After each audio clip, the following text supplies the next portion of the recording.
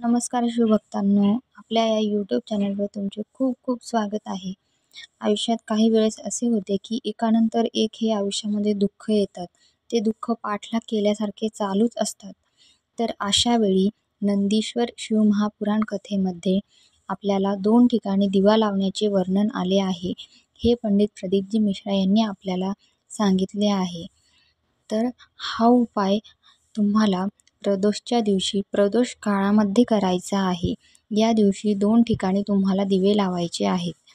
तर जो एक दिवा आहे तो बेलपत्राच्या झाडाखाली लावायचा आहे. दिवा लावून झाल्याच्या नंतर महादेवांना प्रार्थना करा की महादेवा, तुम्ही ह्या प्रदोष काळामध्ये भ्रमण करण्यासाठी निघालात, तर तुमची दृष्टी माझ्यावर पडू द्या, माझे सगळे दुःख संपवा, अशी महादेवांना तुम्ही विनंती करा.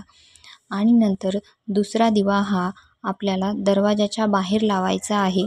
हा दिवा लावताना तुम्हाला दरवाजाच्या बाहेरच उभा राहून हा दिवा लावायचा आहे. दरवाजाच्या चौकटीच्या बाहेर उजव्या बाजूने हा दिवा तुम्हाला लावायचा आहे. हा दिवा लावून झाल्यावर महादेवांना विनंती करायची आहे की आमचे दुःख सगळे संपवा. आणि ज्या दोन्ही ठिकाणी तुम्ही दिवे लावणार आहात ते दिवे तुपाचे दिवे पाहिजे आहेत. म्हणजेच दोन्ही ठिकाणी तुम्हाला तुपाचे दिवे लावायचे आहेत. तर शिवभक्तांनो, हा उपाय तुम्ही एकदा नक्कीच करून बघा. धन्यवाद.